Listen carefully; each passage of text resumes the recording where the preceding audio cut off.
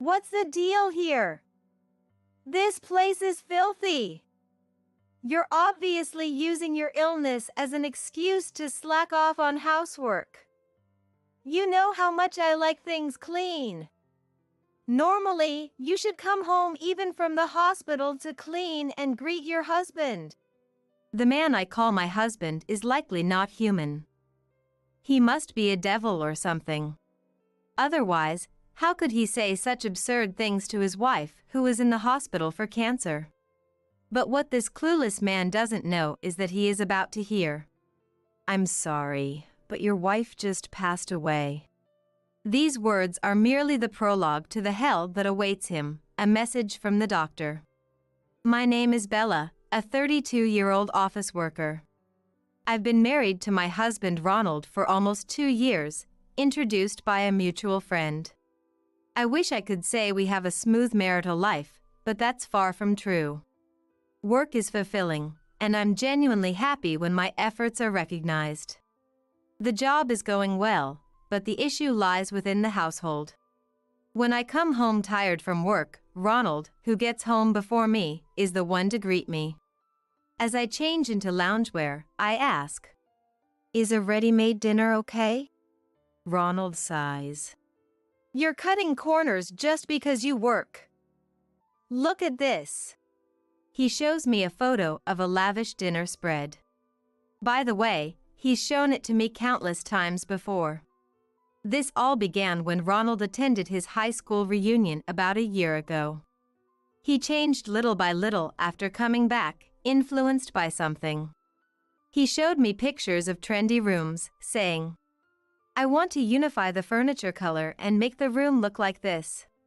Apparently, he went to a friend's lavish high-rise apartment after the reunion and started envying his friend's lifeless, chic room. However, that friend is a young and successful businessman. We don't make enough to maintain a lifestyle on par with his. Next, he suggests moving to an apartment that would cost 3 times our current rent. So, how are we going to pay for that? Ronald replies to my incredulous face. You're good at budgeting, Bella.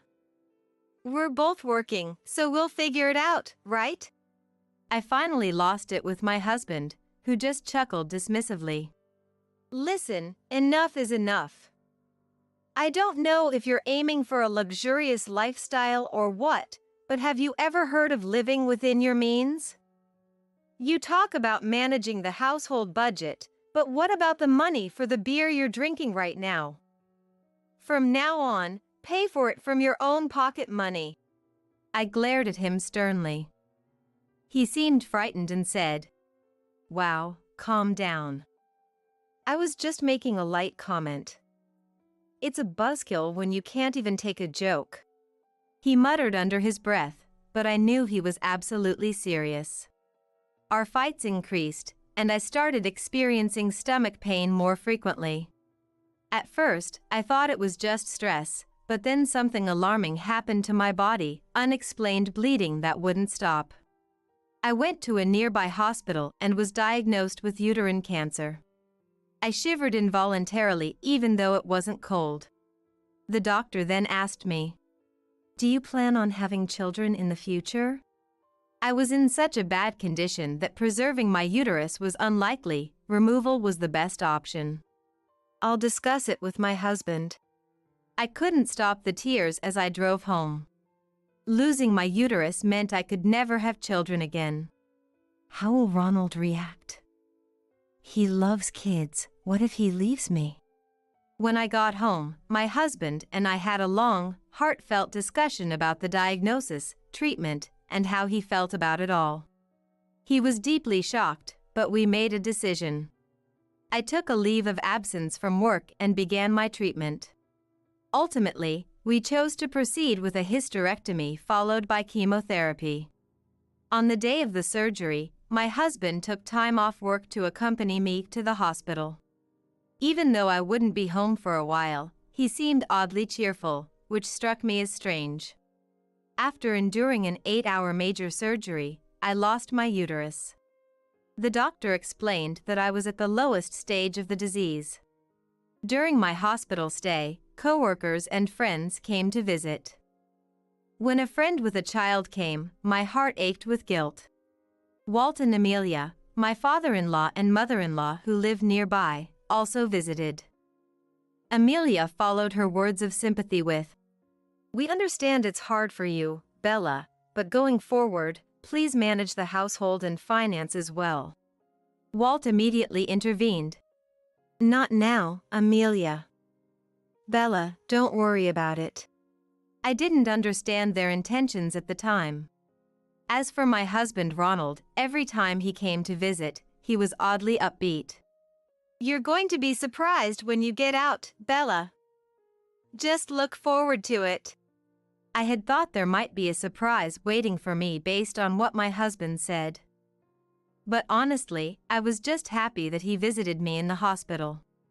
After a while, I got a temporary discharge from the hospital. I was thrilled to return home after so long, but I realized I would have to be readmitted soon for chemotherapy. My husband picked me up and said, "Don't be shocked when you see the house, okay?" A feeling of unease washed over me. What is this?" The moment I walked in, I was stunned. Our home had undergone a complete transformation. What used to be a light, airy space with white tones was now dark and chic, filled with black furniture.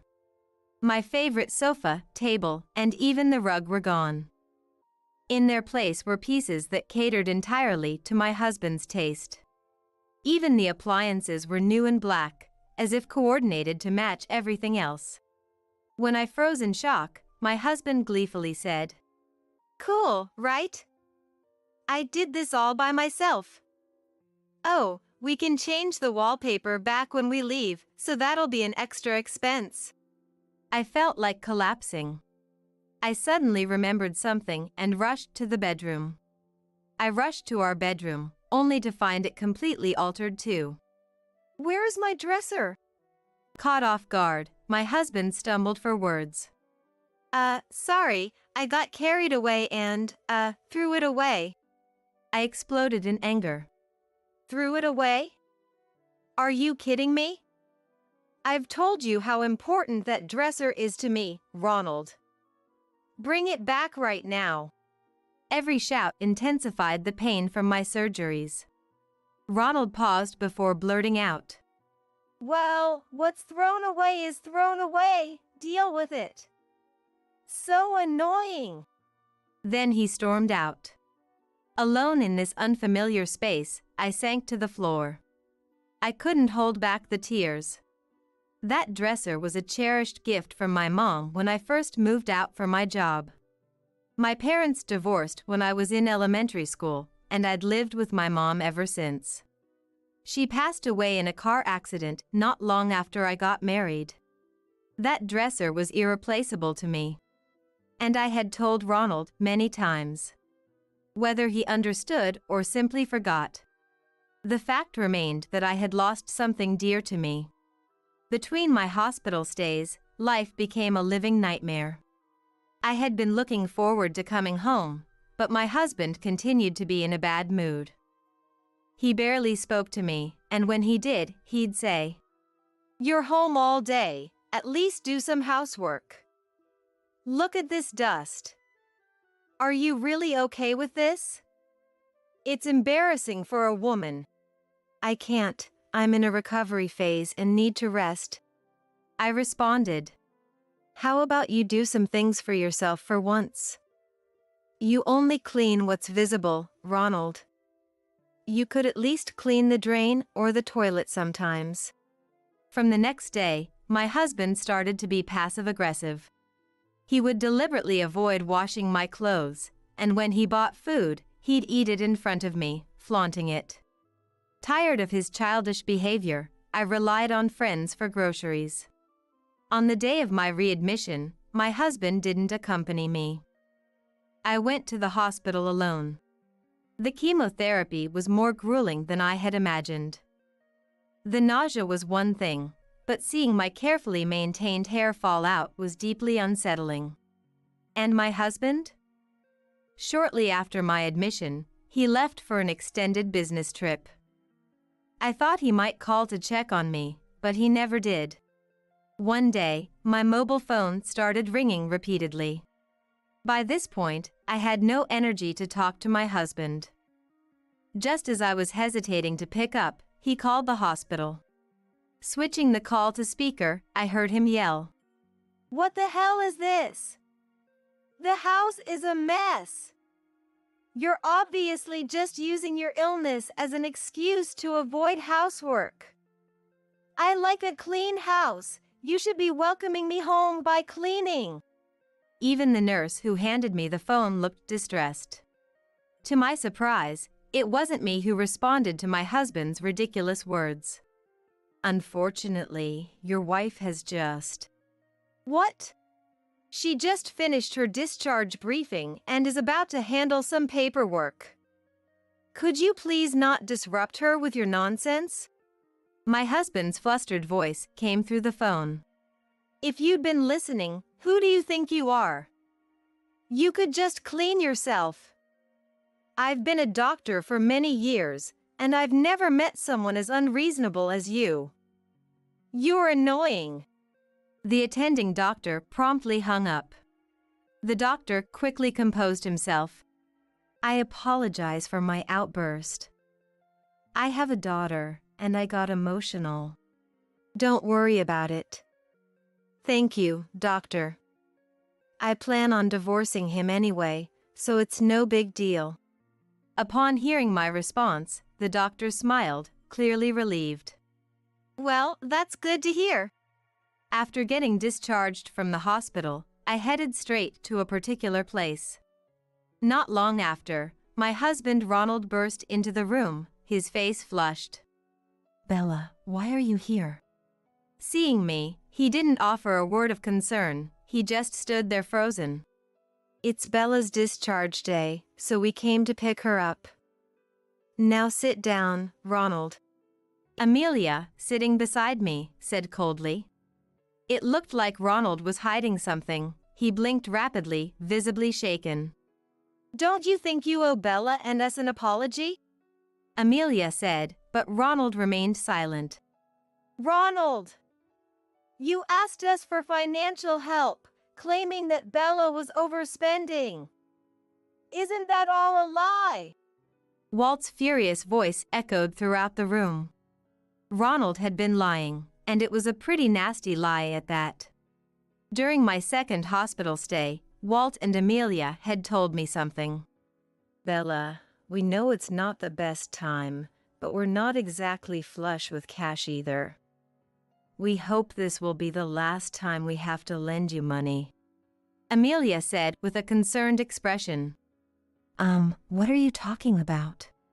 We looked at each other and realized for the first time that Ronald had been lying outrageously. It turned out Ronald had been getting financial help from Walt and Amelia, claiming that my overspending was straining our budget. Feeling emboldened, he'd approached them for money several times. "If it's hard for you to say, I can talk to Bella about it," Amelia had offered, but Ronald had flatly refused. Naturally. His story was pure fabrication. Even Walt and Amelia had grown suspicious of Ronald, who kept asking for money while I was hospitalized. Then, he apparently pleaded for help again, claiming my hospital bills were astronomical. Upon hearing this, I instantly knew where the money was going. I said to Walt and Amelia, "Once you step into our home, you'll quickly see what Ronald spent the money on." I handed them the house key. As expected, Walt and Amelia came back to the hospital room with astonished looks on their face. "What's up with that room? How much did it cost to change it like that?" I didn't hold back when I told them that Ronald had acted on his own without consulting me. I explained about the terrible treatment I received during my temporary discharge from the hospital, and said I had no intention of continuing our married life and was planning to divorce him. The most frustrating part was that he threw away the dresser my mom had bought for me. "I'm not coming back." Amelia grabbed my hand, her eyes filled with tears. "The dresser? He threw away that dresser from Mom? Ronald will pay for this. Amelia became very emotional. In fact, Amelia and I had an awkward start, but during a visit to her family home, I had admired a beautiful chest. It's lovely, I commented. Amelia beamed. Actually, this chest was passed down from my grandmother to Mom, and from Mom to me. When I told her about my cherished dresser, she responded, "That's so wonderful, keep it close. I don't have a daughter, so if you want, this chest is yours." I was really happy when she told me that. I have no intention of continuing as a couple with Ronald. Think about it, if the roles were reversed, I'd want to slap you right now. Ronald, now yelling, responded, "Divorce is extreme. You should be grateful. I made that room stylish." I have to live in a room that's not even to my taste. I shot back. It's way too dark. Do you realize how depressing that is? Also, didn't you plan to use our joint savings for it, but couldn't because it's in my name, so you had to borrow from your parents? It seemed that I was right. Ronald's face turned bright red and he was speechless. We had a dual income arrangement. Living expenses went into an account in Ronald's name, while savings went into an account in my name. The primary purpose of those savings was for when we had a child. It seemed like when I got cancer, Ronald thought, "We can't have kids anyway, might as well use that money for whatever I want." I was heartbroken by the situation. "Can't you see how much I've cherished Bella? How can you even talk about divorce? This is unfair." I looked at my sobbing husband with cold eyes. That's when Amelia, who was sitting next to me, chimed in. Someone who really cares wouldn't say such awful things. It's no big deal if the house gets dusty when no one's there. Walt and I were right there when you made that ridiculous call to the hospital. We were so disappointed we could cry. Walt's face was flushed red, staring down my husband. It was a relief to have reasonable people on my side. "I've finished my treatments, but that doesn't mean I won't relapse. Ronald, you don't even seem to care about my well-being, let alone my hair loss and frail body.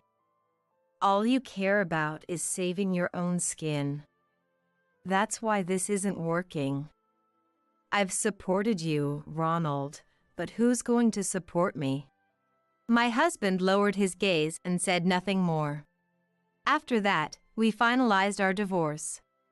Thanks to Walt and Amelia's intervention, Ronald wasn't pleased, but the division of assets went largely in my favor.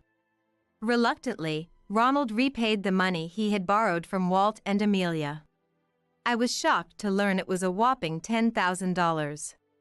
Turns out, Ronald couldn't afford to keep the apartment we'd been so particular about, and he had to move out. The floors were scratched from dragging furniture, and there were even holes in the walls.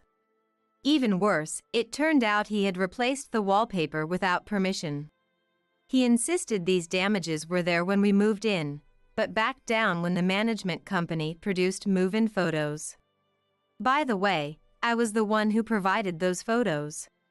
So, it looks like Ronald incurred some repair costs when he moved out. It wasn't a huge sum, but he couldn't even pay that. He asked Walt and Amelia for help, but they disowned him and kicked him out, Amelia later told me. He's in a cheap apartment now, struggling with debt. I still think he should have just made do with what he had, instead of living beyond his means. I heard from a friend, who works at the same company as my ex-husband, that he's now viewed as the creep who tormented his sick wife, especially among the female staff. He brought it upon himself. He'll regret this for the rest of his life. As for me, I'm savoring living alone again after years, all while keeping a close eye on my health. I plan to return to work once I feel more stable physically. My boss has been understanding, telling me to take it at my own pace. I'm so grateful. I still catch up with Walt and Amelia from time to time. It's really great, you know, that Mom's dresser came back to you, Amelia says during one of our phone chats. I nodded in agreement. When I moved, I took some stuff I didn't need anymore to a thrift shop. While the items were being appraised, I froze. Wait a minute. There it was, my dresser that Mom had given me. Whether someone found it in the dump and brought it in didn't matter to me. It may not be a pricey piece, but there's no dresser that could replace it for me. A few days later, the dresser, now cleaned up a bit, arrived at my new place. Etched in small letters on the back corner of the dresser were the words, "Bella, never give up," penned by my late mother. Life has its ups and downs, but remembering Mom's words has kept me pushing through. And that's not going to change. I'm all set to live my new life with strength and joy, without backing down. By the way, today's your birthday, isn't it? Already 56, huh? Still not giving up on marriage even at this age? How about you, saying such things? Looking back, I'm really glad I was abandoned then. If I had stayed with a man like that, I would never have achieved the happiness I have now. I am Stacia, 56 years old. This was 27 years ago. It was the story of my 9th year at the company I joined after graduating from university. My job was as a receptionist at the company, handling visitors.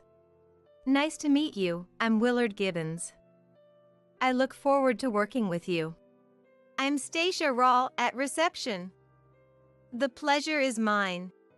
The man introduced as the successor to our client, Willard Gibbons, was the very person who abandoned me. He appeared to be about my age or a bit older. I'd like to say it was Willard's handsome face, but it was actually his voice that captivated me. Just hearing it made me fall for him. With that deep voice, "I like you, Stacia," Asterisk whispered in my ear. But surely, he must have a lovely wife and adorable kids. I indulged in such wishful thinking about Willard until, 2 years later, our relationship changed. It was my last day as a receptionist, as I was moving to another department.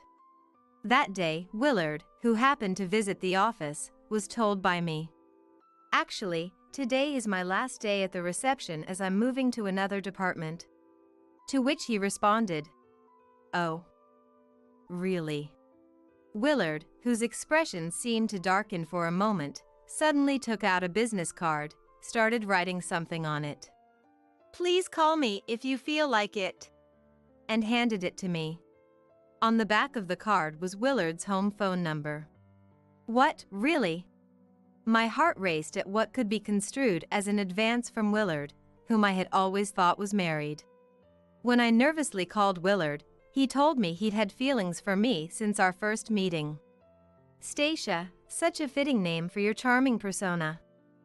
It might be rude to ask a woman her age, but how old are you, Stacia? Taken aback by Willard's sudden familiarity, I hesitantly replied, "I'm 31. What? 31? You're 5 years older than me? I'm sorry. I assumed you were younger, hence my casual tone. No, it's fine." I was just as surprised to know his age. I had thought Willard was about my age or slightly older, not 5 years younger. Would you like to go out for a meal with me sometime?"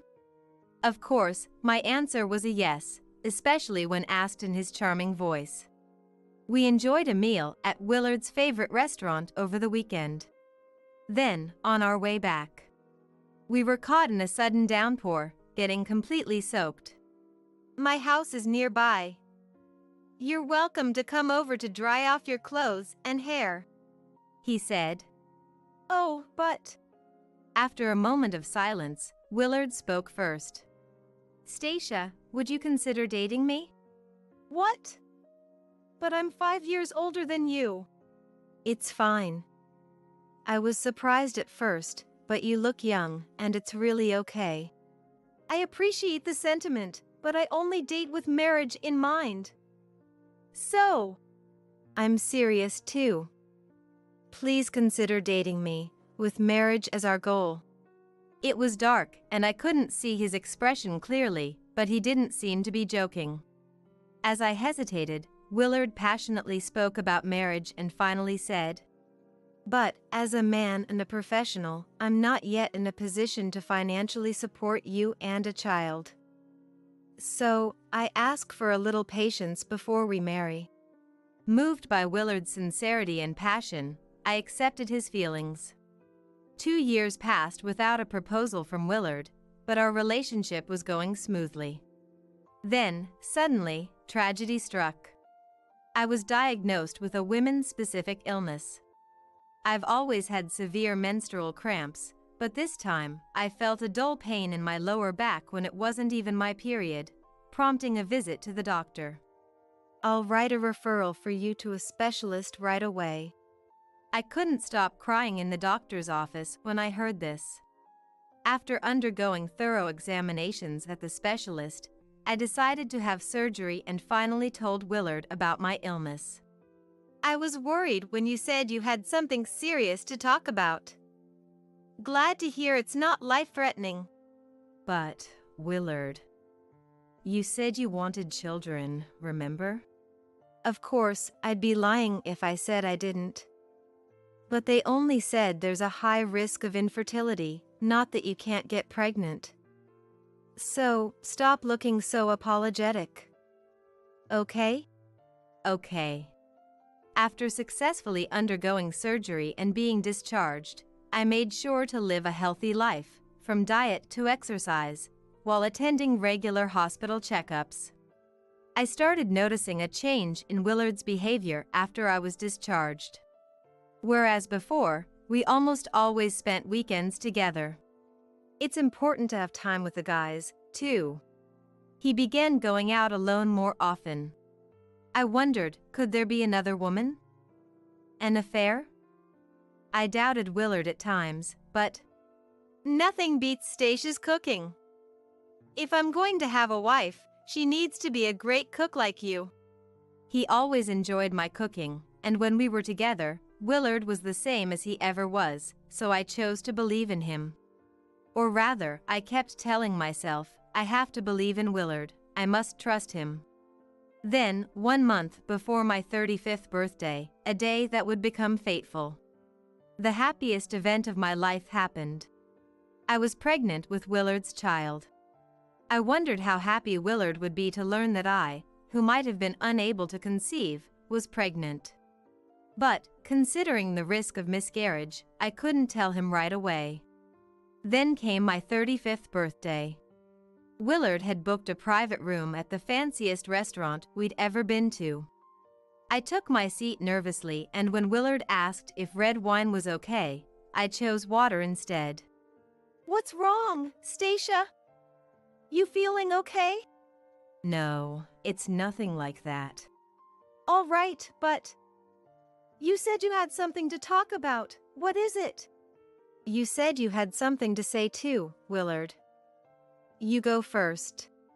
After a brief back and forth of insisting the other go first. Okay, I'll start then. What came out of Willard's mouth was not what I had expected. What? You want to break up? What do you mean? I'm getting married. My girlfriend is pregnant. Wait a minute. Married? What do you mean your girlfriend is pregnant? It's exactly what it sounds like. Married? Girlfriend? What was all this about? I was in a state of panic, unable to comprehend what Willard was saying. So, what about me waiting for marriage as you asked? I'm pregnant too. Right now, your baby is inside me. What? A baby? That can't be true. Why would I lie about something like this? But Stacia, you said you had infertility issues. Were you deceiving me from the start? making me think you couldn't have children just to create a fait accompli. How could you say that? I would never do such a thing. If you had someone else, you should have told me earlier. If only you had told me sooner. Maybe you never intended to marry me from the start. That's not true. It's not like I started disliking you. You're a great cook and pretty. But in the end, you're in your 30s, older. I thought it'd be better to marry and have children with someone younger. Anyway, if my girlfriend or her parents found out about this. What a thing to say. That's just awful. Before I could stop myself, my hand moved and I threw water in Willard's face. Hey! What are you doing? Be thankful it wasn't the red wine. What the hell? I'm soaking wet. I was planning to celebrate your last birthday grandly. Enjoy your life with your young girlfriend. I stood up and left the restaurant. A few days later, Willard came to my apartment. I don't want any trouble later. This is for the hospital bills and a token of gratitude for everything. Please, take it without hesitation. He handed me an envelope filled with cash. I don't need your money. I wanted to throw the envelope back at him. But I needed money to raise my child alone. Fine, I'll take it. As I took the envelope. So you're taking the money after all. Well, it's fine. Let's call it even, no hard feelings. I hope you find someone nice and be happy, Stacia. With those words, Willard left the apartment. I promised my unborn child. I will protect you. Mom will keep you safe. 21 years later. The man I never wanted to see again, ironically, I met on my 56th birthday. Heading somewhere that day, I was waiting for the elevator on the ground floor of a certain building. Then, after I got into the elevator, a man wearing glasses followed in from behind. Which floor, please? He replied. 5th floor, thank you. His voice, deep and to my liking. Sounded familiar. But without turning around, I also got off at the 5th floor, following the man. He stopped in front of a marriage consultation office. Noticing me standing behind him as he hesitated to enter, the man turned around. After a few seconds of mutual puzzlement, we exclaimed in unison. Why are you here? Same question to you. What are you doing here? Yes, the man was Willard Gibbons, the one who abandoned me when I was 35. Once slim and muscular, his body now had a belly overhanging his belt, reminiscent of Winnie the Pooh. Willard, now wearing glasses, had changed so much that I might not have recognized him just by passing by. I, too, had changed. Time spares no one, it seems. And once again, I realized the formidable power of 21 years. As I was thinking this, Willard suddenly pointed at me and burst into laughter. By the way, today's your birthday, right? 56 already, huh? Still haven't given up on marriage at your age? You still remember my birthday? If I'm old at 56, then at 51, you're old too, aren't you? What are you talking about? I'm only 51. You round up, and you're practically 60. More importantly, why are you here? Aren't you supposed to be married? Did you get divorced? Yeah. She couldn't cook or even do laundry, washed vegetables with dish soap. I married her because she was young and cute, but not being able to do household chores is unacceptable. So, I decided to cut my losses. What about the child? Wasn't she pregnant? Child? She miscarried soon after. Looking back, I should have taken the child from you at that time. What? After all this time? Even if I had given birth then, I would never have handed my child over to you. By the way, Willard, do you have a reservation? This place is by appointment only. What? Reservation? I just passed by and saw the sign. Thought I'd drop in to kill time. No need for a reservation, right? Was it age? Or something else with Willard himself? He had become surprisingly rude. I didn't want to spend another minute with such a man. I thought about how to get rid of him. But then it struck me. Could this be an opportunity? Yes. It must be. A chance given by fate to settle a 21-year-old grudge. I abandoned the idea of driving him away and smiled at Willard. I'm going to the restroom. Please go ahead inside. Pretending to go to the bathroom, I sent a message on WhatsApp to someone. Then, entering the consultation office, I listened to the voices in the private rooms. Well, I'm not in a hurry to get married, but, just killing time. Mr. Gibbons, our clients are all serious about marriage. If you're just here to joke around, please leave. I'm sorry. I'm not joking. I'm serious about finding a wife. Please help me. Where did his earlier bravado go? Maybe he was nervous in front of a young woman. Hearing the now apologetic voice of Willard, I almost burst out laughing. In that case, Mr. Gibbons, could you tell us your indispensable criteria for a marriage partner? Well, I'd like someone in her early 20s, petite, good at cooking, and healthy enough to have children. And she should be sociable and intelligent, quick thinking. That's my ideal. Excuse me? The husband works outside, the wife takes care of the home, including housework, childcare, and social interactions. She needs to be sociable. Also, I'm the eldest son, so I'd prefer someone willing to live with my parents. Don't worry. My parents are kind and gentle like me. They won't be a nuisance. Eventually, she might need to take care of them, so having a caregiver's qualification would be a plus. Hearing Willard list his ideal conditions, I was astonished. Mr. Gibbons, frankly speaking, the number of women we can introduce to you is close to 0. Suddenly, Willard's polite tone turned into a sharp one. What? 0? I get it for a 56-year-old, but I'm only 51. Are you saying you can't introduce anyone to me? Mr. Gibbons, who is this 56-year-old you mentioned? Are you referring to my mom? Your mom! Yes, I am that mom. I opened the door and stepped in.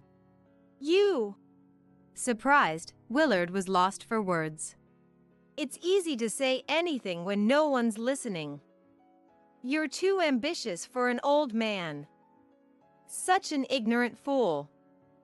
I am Stacia Cocker, the head of this marriage agency. And this staff member is my daughter, Mavis. Eh? Indeed, the person I messaged while pretending to go to the bathroom was Mavis. I apologize for the late introduction. I'm Mavis, her daughter. Mr. Gibbons, I heard you were a great help to my mom in the past. Allow me to thank you belatedly. No, it wasn't like that. Wait, you two are mother and daughter. Does that mean, is that child mine? My daughter? Of course not. She's 25. If I had a child back then, they would be around 20 now. Eh? She is Floyd's daughter, whom I married when I was 38. She's my precious daughter now. I married Floyd, who had lost his wife to illness and was raising his daughter alone through a marriage agency. And now, I want to help people who are raising children alone for various reasons, just like my husband and I did, to find their own encounters. I want to make the concept of meeting someone feel more accessible and closer to the heart. Inspired by that thought, I opened a marriage consultation agency when I was 42 years old. Thanks to being abandoned by you 21 years ago, I found a happy family and a fulfilling job. Thank you very much. What? I never wanted to see you again, but being able to thank you like this clears my heart. But please, never show yourself to me again. What? Never show my face again? I don't want to see yours ever again either. Mavis then spoke to Willard, who was glaring at me. Then, Mr. Gibbons, it seems we weren't meant to work together. Could you please leave now? I would have left even if you hadn't said that. We wish you luck and hope you find a suitable match. The exit is that way, please take care. As Mavis politely guided him. Mocking me, mother and daughter together. Frustrated, Willard threw his paper coffee cup against the wall. However, the paper cup was empty, having been drained of its contents. It fell to the floor, making a faint, pitiless sound. He then lifted the chair he was sitting on. I immediately instructed Mavis. Mavis, call the police. No, call Floyd directly. There's a man causing a scene. Right, Dad will come quickly. As Mavis was about to call. Wait. Your husband is a cop. Fine, I won't do anything. I'm leaving, just don't call. Rushing to leave, Willard headed in the wrong direction. That's the bathroom. The exit is over there, as Mavis just said. It's a confusing layout. It's all a nuisance. He kicked a nearby potted plant and limped out of the room. Take care. Mavis and I waved him off with smiles. Mom, it was really a good thing you broke up with him. And he even thought Dad was a cop. Really? He's so clueless. My husband Floyd isn't a police officer but owns a security company. An avid rugby player since high school, Floyd could easily handle Willard. Let's go home early for your birthday celebration tonight. Yes, let's. As for Willard Gibbons, who fled our marriage agency. After that, he seemed to have gone to another marriage consultation agency, but was quickly expelled for causing trouble, and the same thing happened at the next agency he visited. Eventually, Willard was labeled a dangerous person by the marriage agency industry in the area and was banned from entering. He caused a major scene at one of the agencies that rejected him. I heard from a colleague that he was detained and taken away by the police who responded to a call about his behavior. Meanwhile, I celebrated my 56th birthday with my family. Really, both Brannon and Dad, a father and son who both hate tomatoes. Sis, can't help it. I take after Dad. Come to think of it, you've recently started to look more like Dad, haven't you? Now you too, Mom. It's normal for a family to resemble each other, right? That's true. This Brannon, who Mavis and I were teasing, is the child who was in my womb 21 years ago. I told Brannon about his biological father when he turned 20. I am who I am today because of that man, but I don't want to meet or even think about the guy who abandoned Mom and me. My dad is my only dad, and my family is Dad, Mom, and Sis. Brannon said this to me. If Willard ends up leading a bachelor's life forever, that would be his own fault. It's none of my concern. However, for Brannon, he is a blood-related father. That's an undeniable fact. For Brannon's sake, I hope Willard can lead a decent life. Brannon and I have plans, so we'll be heading out first. Huh? I don't have any plans, though. You really are clueless. Come on, let's go. Okay. You two enjoy the rest of your time. Thanks to Mavis and Brannon's consideration, I walked along the coast, shoulder to shoulder with my husband, Floyd. The sea breeze felt pleasant on my cheeks. Stacia, thank you for being with me. And please continue to be with me. Likewise, thank you. We naturally held hands as we walked.